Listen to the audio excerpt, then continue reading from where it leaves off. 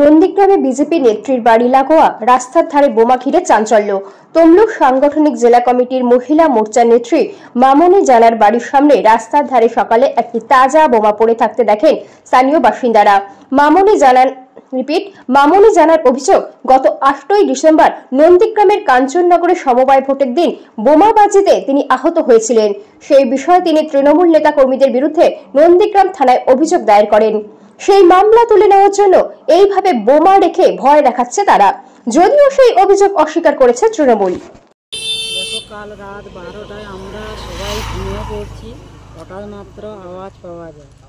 আমার শাশুড়ি আমাকে যে ডাকে, যে দোকান, আমার একটা চা দোকান আছে, ওই দোকানের তালা ভাঙছে ভাবে আমার শাশুড়ি আমরা সবাই বেরিয়েছি।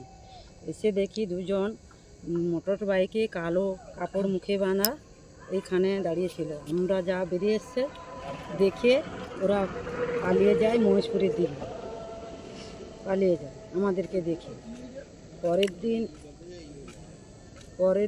পরের দিন সকালে এসে যখন দেখি এখানে গাছ কাটা আছে এবং বোমা পড়ে আছে।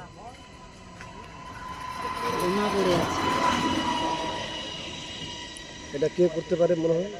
তোমার যারা এখন রাজত্ব করছে তারাই করছে, তৃণমূল দুষ্কৃতীরা। কিছুদিন আগে কাঞ্চননগরে আমাদের উপরে হামলা হয়েছিল, মামনি জানার উপর হামলা হয়েছিল, তার জন্য কিছু করতে পারে না, এই জন্য আবার এখানে আক্রমণ করার জন্য ওরা